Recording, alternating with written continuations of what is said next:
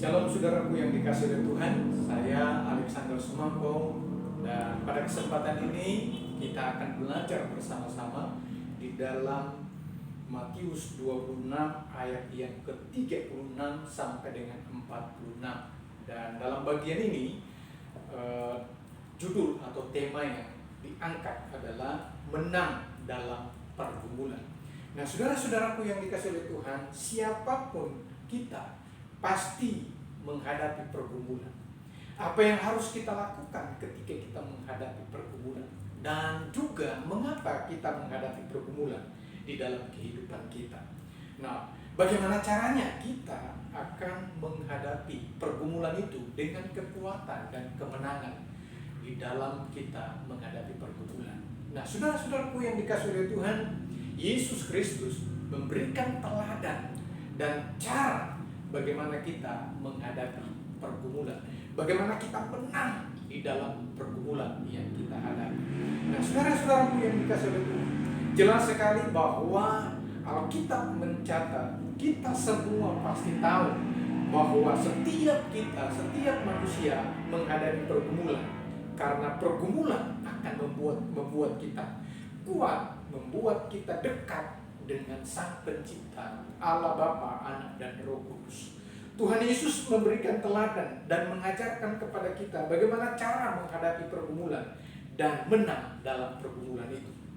Di dalam Injil Matius pasal yang ke-26 ayat 36 sampai dengan 46, maka ada 3 poin yang bisa kita lihat di sini. Yang pertama, untuk kita menang di dalam pergumulan kita, maka kita harus datang kepada Tuhan di dalam doa.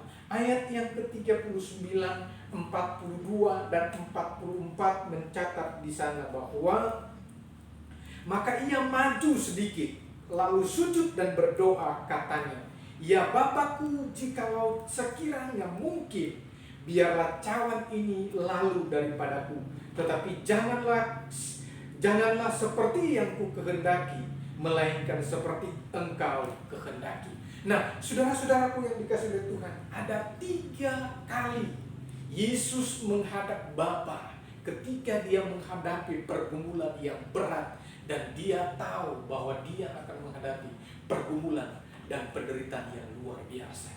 Tapi dia tahu kepada siapa dia harus datang. Yesus datang dan sujud berdoa kepada Tuhan ketika dia menghadapi dan tahu bahwa dia akan menghadapi pergumulan.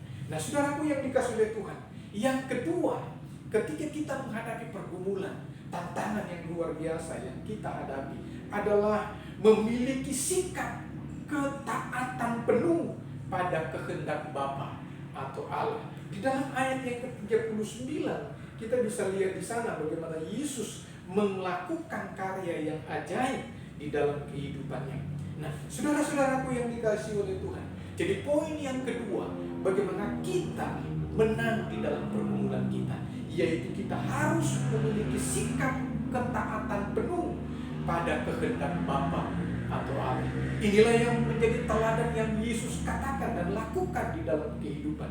Dan dia punya kerinduan yang besar, setiap orang yang percaya kepadanya melakukan hal yang sama seperti yang Yesus lakukan. Nah, saudaraku yang dikasihi oleh Tuhan, poin yang ketiga, bagaimana kita menang di dalam pergumulan kita, yaitu siap menghadapi pergumulan dan menjadi pemenang. Ayat yang ke-46 di sana mencatat bahwa bangunlah, mari kita pergi, dia yang menyerahkan aku sudah dekat.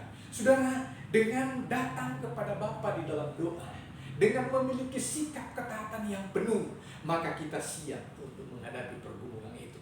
Dan saudaraku yang dikasihi oleh Tuhan, ketika kita melakukan hal ini, maka kita memiliki sikap pemenang di dalam hidup kita. Nah, saudaraku yang dikasihi oleh Tuhan, kita melihat di dalam kitab Mazmur pasal yang ke-23, dalam suka maupun duka, di atas gunung atau di lembah, dalam tangis ataupun dalam keadaan tawa, dalam berkat maupun dalam pencobaan, Tuhan selalu ada di sana, menemani dan tak pernah meninggalkan kita. Saudara-saudaraku yang dikasihi oleh Tuhan, saya akan menutup dengan apa yang disampaikan oleh John Hague. John Hague bilang begini, selama Anda hidup, selama saya dan saudara hidup, saya dan saudara akan menghadapi masalah. tetapi Anda dan saya melayani Tuhan yang memecahkan masalah. Nah, saudaraku yang dikasihi oleh Tuhan, biarlah lewat kebenaran firman Tuhan yang kita baca di dalam kitab Injil, yang Tuhan Yesus memberikan teladan kepada kita, kita akan menjadi pemenang ketika kita mengikuti sesuai dengan apa yang Yesus lakukan. Nah, kiranya Tuhan Yesus memberkati kita semua. Shalom.